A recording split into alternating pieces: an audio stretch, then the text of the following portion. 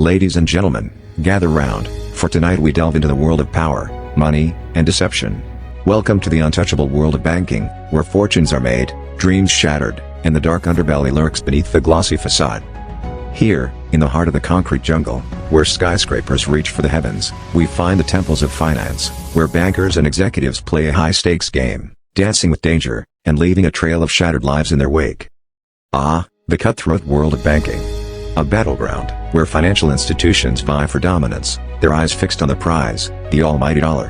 And in this high-stakes game, Wells Fargo, like a wolf among sheep, emerges as a force to be reckoned with. The banking industry, a world of power suits and polished shoes, where every move is calculated and every decision holds the potential for vast fortunes. But in this grand arena of capitalism, it's not just about stability and customer service, oh no! It's about growth, expansion, and capturing the hearts and wallets of the masses. But tonight, my friends, we shall pierce this veil of opulence, and dive into the shadows.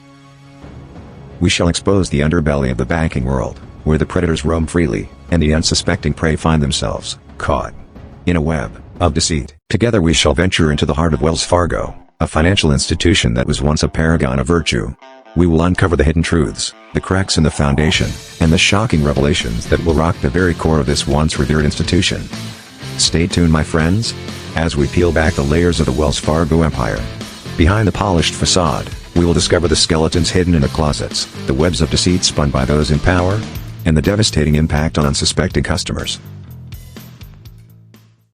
So, sit back, grab a drink, and prepare to be captivated. This is the world of banking, where fortunes are made, and lives hang in the balance. Welcome to the untouchable underbelly of the financial world. Wells Fargo, a name that echoed through the corridors of power, a titan of the banking industry.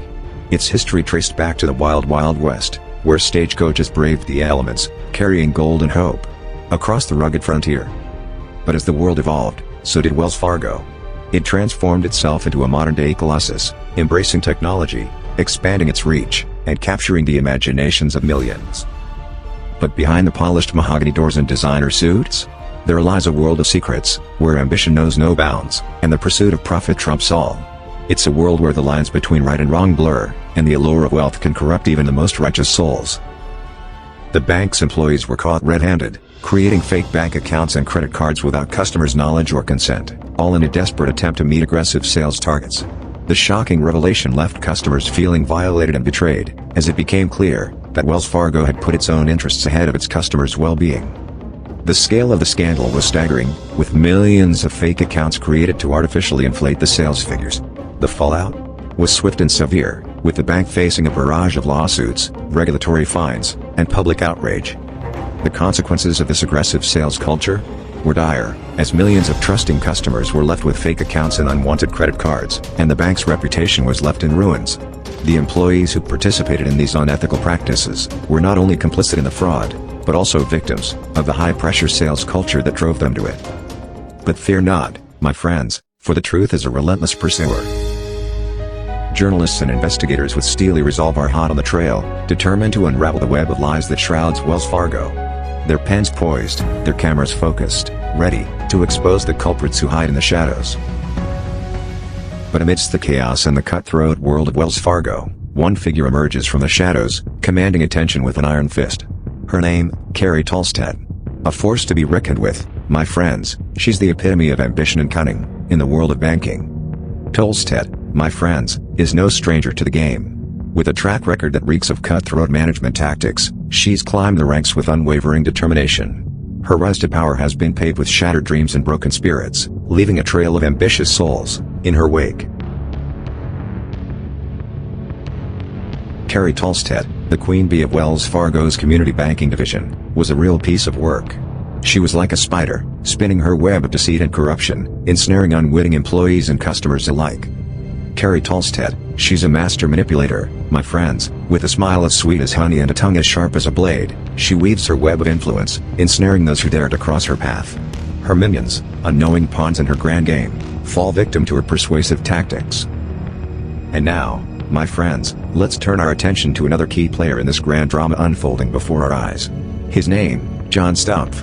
A charismatic figure, oozing with confidence and authority, Stumpf holds the reins of Wells Fargo in his hands.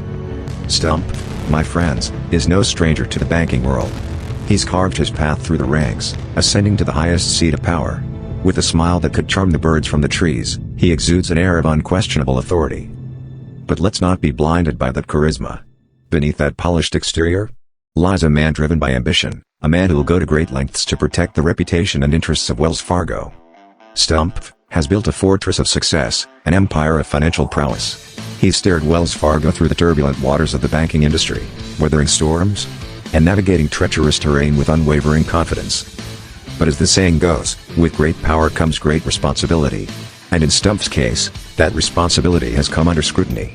The whispering scandal gathers steam as it reverberates through the hallowed halls of Wells Fargo, casting a shadow over his legacy. And now, my friends, let's cast our gaze upon another enigmatic figure entangled in the web of Wells Fargo. Elizabeth Duke, a woman with a shroud of mystery surrounding her, takes her place in this captivating tale. Duke holds a pivotal role in the oversight of the bank. As a member of the board, her discerning eyes are tasked with monitoring the actions and decisions made within the walls of Wells Fargo. But who is this enigmatic figure, my friends? She emerged from the depths of the banking world, armed with knowledge and experience, ready to wield her influence over the fate of Wells Fargo. Having carved her path in the industry, Duke an astute understanding of the intricate dance between power and responsibility. Her voice carries weight within the boardroom, her decisions shape the future of the bank. But as the scandal unravels, questions loom. What did Duke know? What actions did she take to ensure the integrity of Wells Fargo? Will she be held accountable for the failures within the institution she helped oversee? The eyes of the public are fixated on Duke. Can she navigate the stormy waters of public scrutiny? Will she emerge as a beacon of integrity, or be swept away by the tides of scandal? David Carroll, the enigmatic whistleblower, entered the lion's den of Wells Fargo with a mix of ambition and naivety. Drawn to the prestigious financial institution by the allure of success and the promise of a prosperous career, he ventured forth into the belly of the beast. It was a time of great optimism, as Carroll believed he could make a difference within the banking industry. With dreams of climbing the corporate ladder and leaving an indelible mark on the world, he saw Wells Fargo as the perfect platform for his ambitions. Little did he know the treacherous path that lay before him. As he delved deeper into the inner workings of the bank, Carroll began to witness the unsettling practices that lurked beneath the surface. A sense of unease settled within him, a gnawing realization that something was amiss. And now, my friends, we shall peel back the layers of deception, revealing the manipulative tactics employed by the ringleaders of the Wells Fargo scandal. Prepare yourselves, for what lies beneath will chill you to the bone. Aggressive sales targets, my friends, they become the beating heart of Wells Fargo's strategy. Every employee, from the lowly teller to the ambitious executive, feels the weight of these expectations. They must sell, or face the consequences. So, keep your eyes peeled, dear listeners, for the sales targets set by Wells Fargo will prove to be both a blessing and a curse. A catalyst for success, but also the fuel that ignites the flames of a scandal that will shake the foundations of this formidable institution. The stage is set, my friends, and the drama is about to unfold. And so, the battle begins. Wells Fargo's troops march forward, armed with calculators and sales pitches, their eyes gleaming with the promise of bonuses and recognition. But, my friends, it is this very hunger for success that will lead them down a treacherous path, where ethics are sacrificed, at the altar of ambition. At Wells Fargo, the pressure to meet sales targets was so intense, that employees were incentivized to rat out their colleagues like rats in a sinking ship. It was a culture of cutthroat competition and backstabbing, where employees were rewarded for snitching on their co-workers. The bank's management would dangle the carrot of bonuses and promotions in front of employees, encouraging them to report on their colleagues' sales performance. This created a twisted incentive system, where employees were motivated, not by teamwork or cooperation, but by the desire to outdo their peers and climb the corporate ladder. The atmosphere at Wells Fargo was like something out of a mafia movie, with employees spying on each other like undercover agents and reporting back to their bosses like snitches.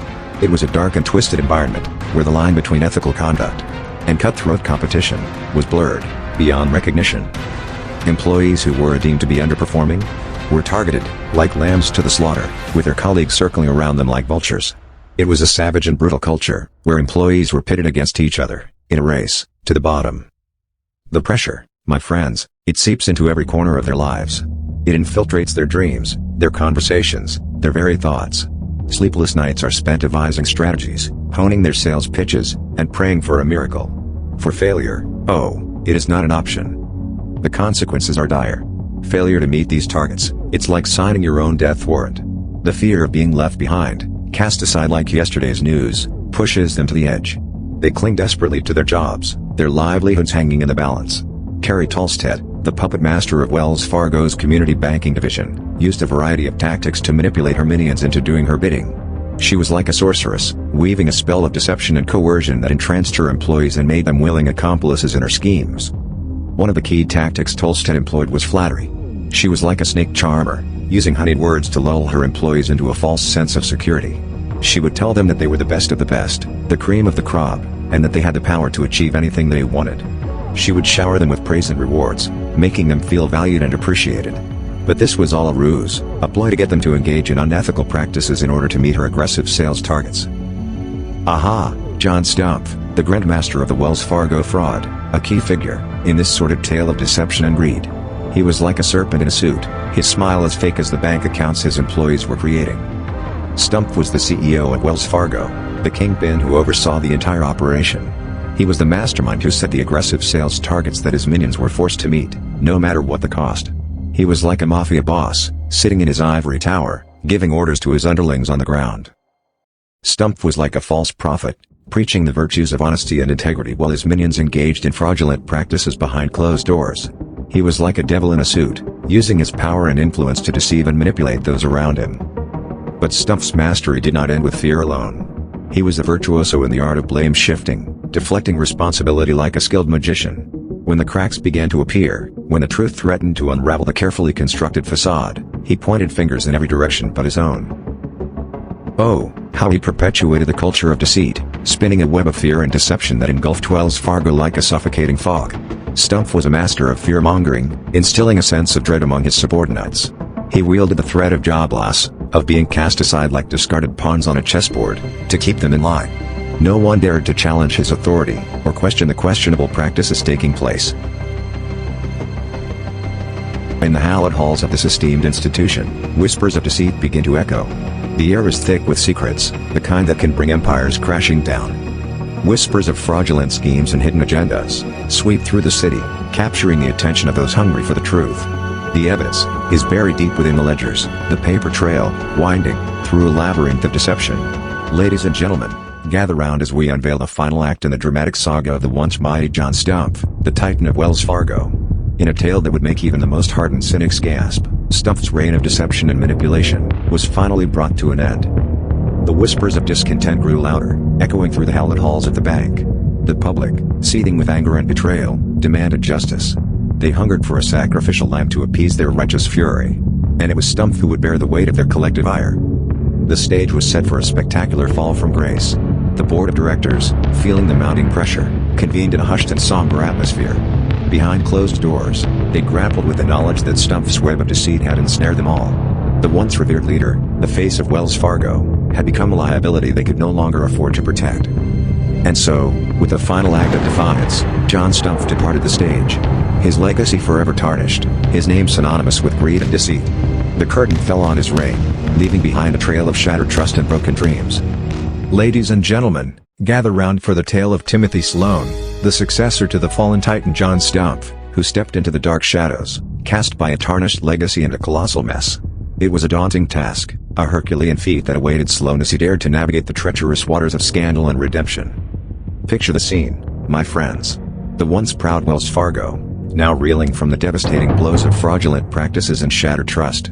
The baton of leadership passed to Sloan, a man burdened with the weight of the past, and the Herculean task of rebuilding from the rubble.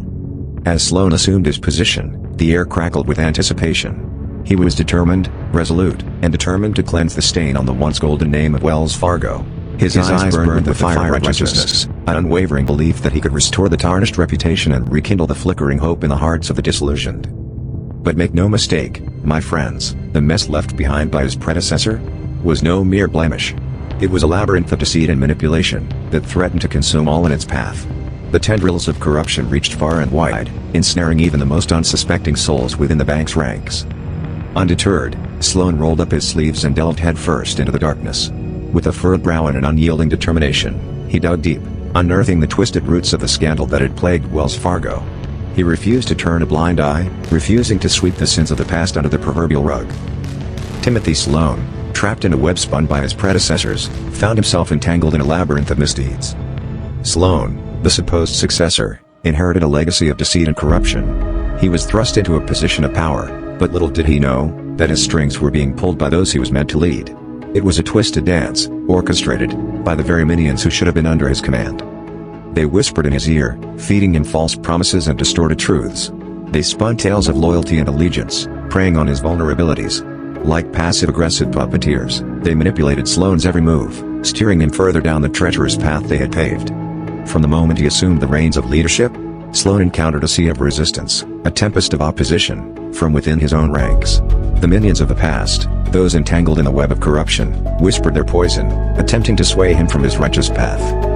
But alas, my friends, in this twisted tale of redemption and betrayal, even the noble Timothy Sloan could not escape the clutches of treachery. For lurking within the ranks of his supposed minions, were those who had sworn allegiance to him, yet their hearts beat to the rhythm of a different tune. These cunning individuals, with their masks of loyalty and obedience, were orchestrating a sinister plot, right under Sloan's unsuspecting gaze. Like vipers coiled in the shadows, they manipulated the strings of deceit, weaving a tapestry of corruption that threatened to unravel all that Sloan had fought for. They played upon his emotions, appealing to his sense of responsibility and duty. They whispered promises of unwavering loyalty, positioning themselves as his trusted confidants and advisors. They spoke of their shared vision, of a future where Wells Fargo would rise from the ashes and reclaim its rightful place. With their well-rehearsed performances, they exploited Sloan's vulnerability, knowing that his desire for redemption made him susceptible to their influence. They crafted a narrative of unity and progress, leading Sloan to believe that they were all working towards a common goal. But behind closed doors, the minions reveled in their manipulation. They carefully fed Sloan half-truths and selective information, steering him towards decisions that would ultimately serve their own interests. They played him like a pawn on a chessboard, using his desire for redemption as a lever to control his every move. Their allegiance had shifted, their loyalty warped by their insatiable thirst for power and personal gain.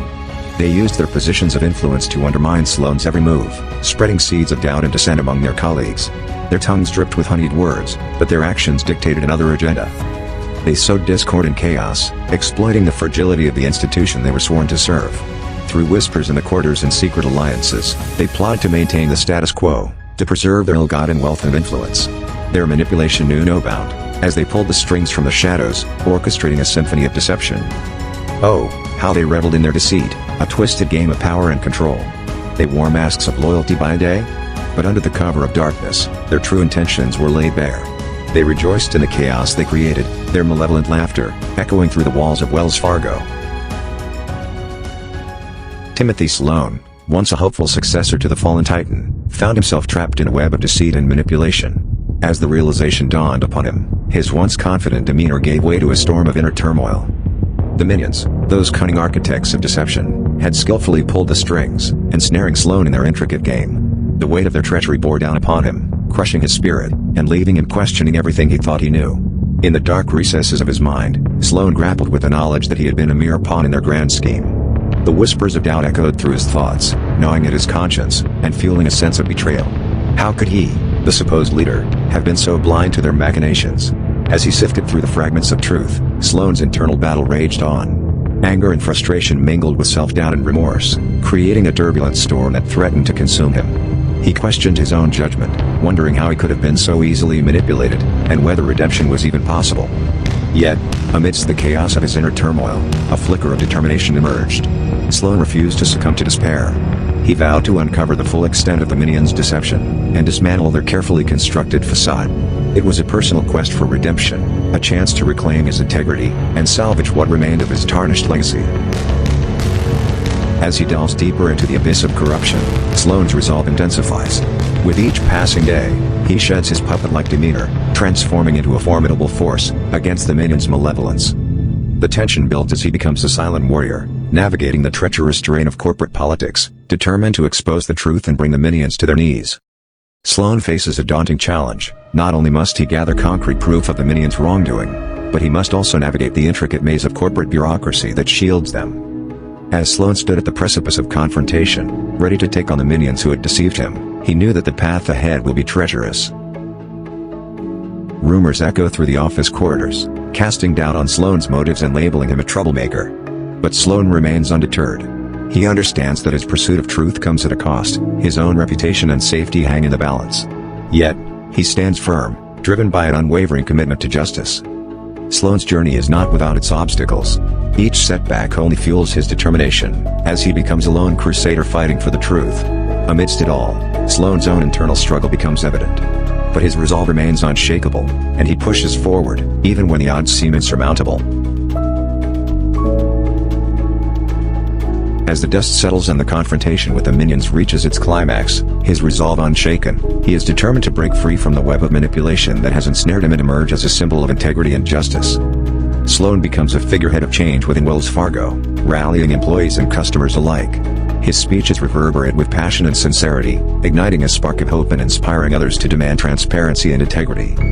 Through his actions, Sloane rebuilds trust with the public, assuring them that Wells Fargo can once again be a bank they can believe in. He implements strict reforms, ensuring that the mistakes of the past will never be repeated. Driven by his unwavering commitment to truth and justice, Carroll made the fateful decision to become a whistleblower, to expose the rot that had infested Wells Fargo. He saw the fraudulent practices for what they truly were, a betrayal of trust, and a mockery of the very principles that the banking industry was built upon. As he peeled back the layers of deceit, he discovered a web of lies and manipulation that stretched far and wide. The more he uncovered, the more his resolve solidified, fueled by an unwavering determination to hold those responsible accountable for their actions. His decision to blow the whistle was not without consequences.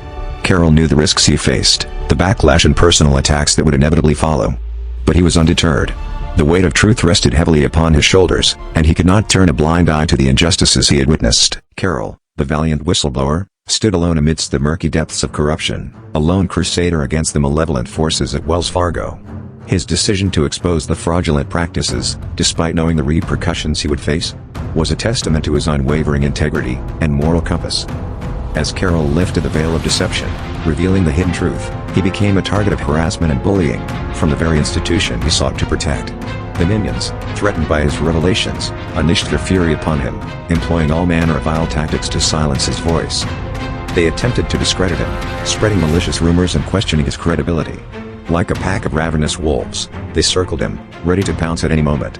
But Carroll stood firm, his resolve unyielding, as he refused to be intimidated by their feeble attempts to suppress the truth. The minions resorted to psychological warfare, subjecting Carroll to relentless scrutiny and pressure. They undermined his work, sabotaged his reputation, and cast doubt on his motives. Yet, through it all, Carroll persevered, his unwavering determination serving as a shield against their vile tactics. But their bullying went beyond mere words and whispers. They sought to isolate Carroll, cutting him off from vital resources and support. They attempted to undermine his credibility within the organization, painting him as a troublemaker and an outcast. Yet, Carroll's resilience remained unshaken, fueled by an unyielding belief in justice. Despite the relentless storm of harassment and bullying, Carroll refused to be silenced. He continued to expose the fraudulent practices, his courage shining like a beacon in the dark corridors of Wells Fargo. His unwavering stand not only revealed the extent of the wrongdoing, but also inspired others to join the fight against the corrupt regime. Carroll's bravery in the face of adversity serves as a reminder that even in the darkest of times, there are those who will rise above, undeterred by the forces that seek to suppress the truth. His unwavering commitment to justice, and his resilience against the minions' harassment, stand as a testament to the power of one individual's courage to spark change. Carroll's path was not an easy one, but his courage to confront the wrongs within the institution serves as a reminder that even in the most challenging circumstances, there are individuals who dare to challenge the status quo. Carroll's story is one of triumph in the face of adversity, a shining example of the indomitable spirit that refuses to bow down to the bullies of this world. In the annals of the Wells Fargo scandal, his name will forever be etched as a symbol of courage, a voice that dared to speak up, while others remained silent.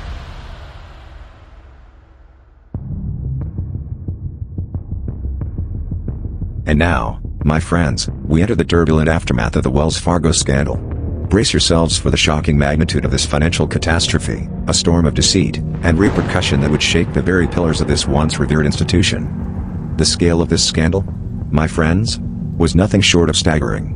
Like a wildfire consuming the landscape, the truth spread far and wide, leaving only destruction in its wake.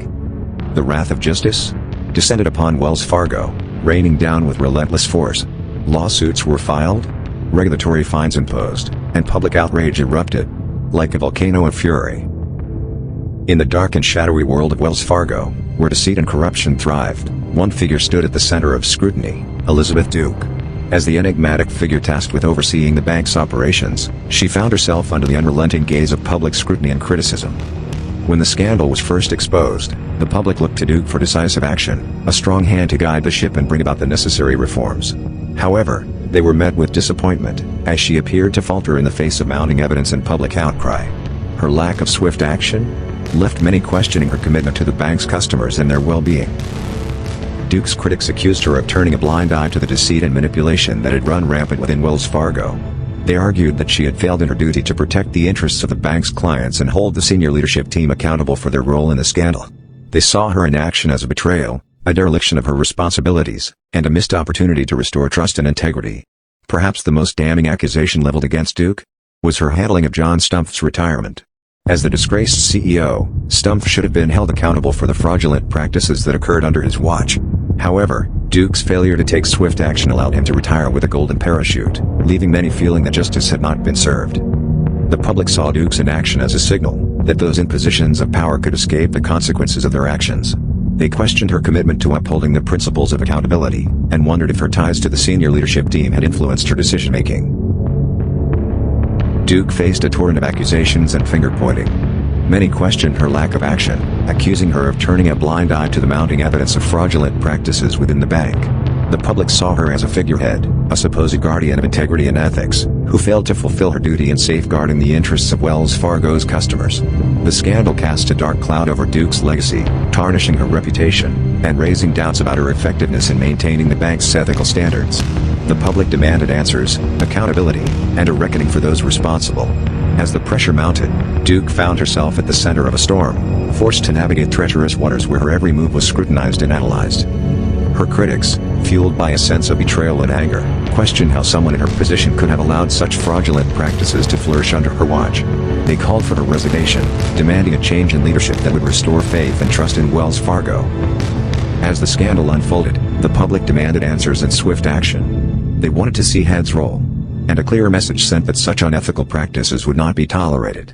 Yet, Duke's perceived inaction only fueled their anger and frustration, further eroding the public's trust in Wells Fargo and its leadership.